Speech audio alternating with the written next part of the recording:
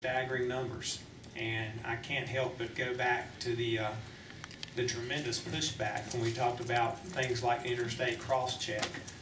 I know it's been pointed out that a substantial number of states don't participate in this cross-check. I would like to point out, for the benefit of those listening, that many of those states are some of the largest states in the country. California, I'm looking at the map here. California, New York, Florida, Texas.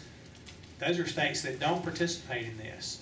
And I would just suggest that when I look at the number, 35,750, with first and last name and date of birth match, yes, obviously you could say there may be some clerical error there for a few of those. But I guess the question I have, I want to follow up on what I think you said earlier, Ms. Strack.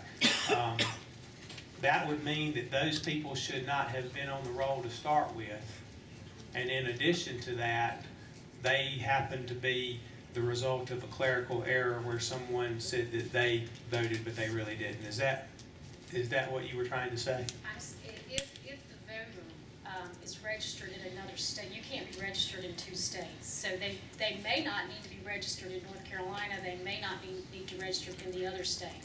That's part of what we would need to determine of where their proper registration is. Follow.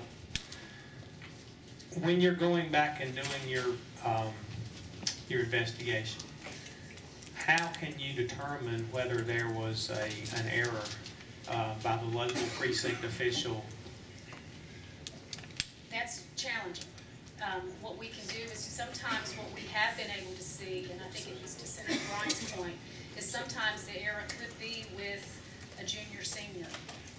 We can look and see if there's evidence to see. If we can pull ATVs and look at signatures. Those are the kind of things that we have to do.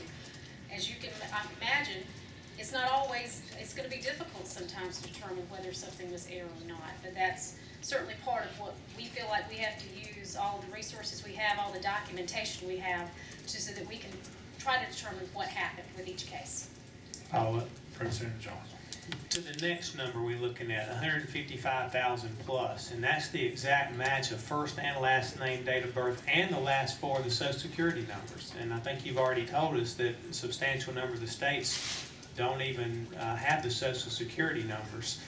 Do we happen to know what the number would be if you take out the Social Security numbers? I mean, we went from 765 to 35,750 on our first two figures there. Do we happen to know how many voters we're talking about that would just be an exact match of first and last name and date of birth, but not the last four of the Social Security number, that are registered in North Carolina and another state, and North Carolina is not the latest date of registration or activity? Representative Jones, I do believe we have that. I didn't include that, but we can absolutely provide those numbers as well.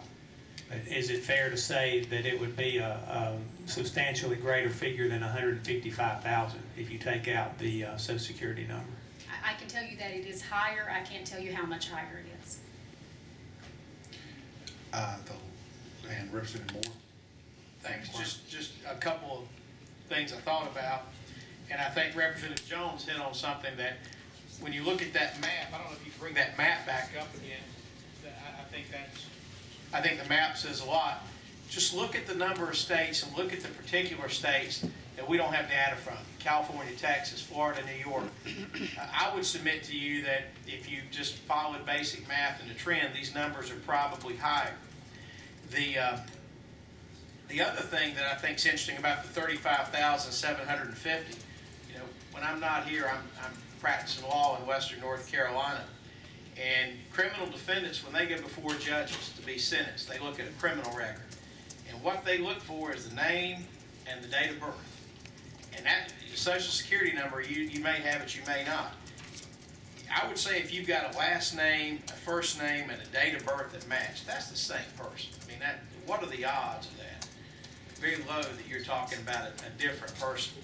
So you're talking realistically at this point over 36,000 people who have voted in this state and another state that we know of. Probably higher if you look at these other states that weren't included.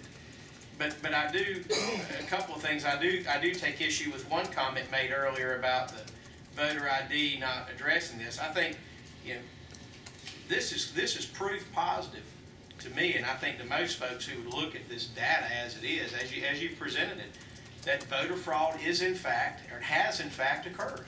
I hope that the VIVA Act that we passed in law is going to help. I hope it does, because it does a couple things. One, it improves the technology. It allows this electronic poll book that hopefully will ferret out a lot of this, the voter ID component, because it's not only the fact that voter suppression is also, as Chairman Lewis said, it is just as much voter suppression if votes are being cast fraudulently or illegally in the state as opposed to votes not being cast. That is voter suppression, because it is resulting in a result that frankly does not represent the view of the electorate.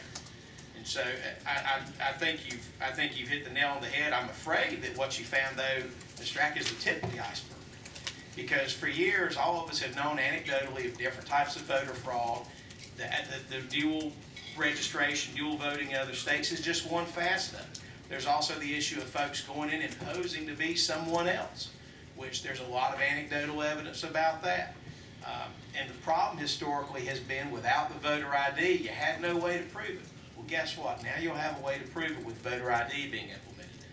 But I do thank you for the work you've done, but I would ask if you guys could just take a second look at whether or not this is in fact a public record, because I understand that the statement that there's a worry or a concern about criminal prosecution. But my belief, again, I'm just a small town lawyer, I know nothing about this, right? But my belief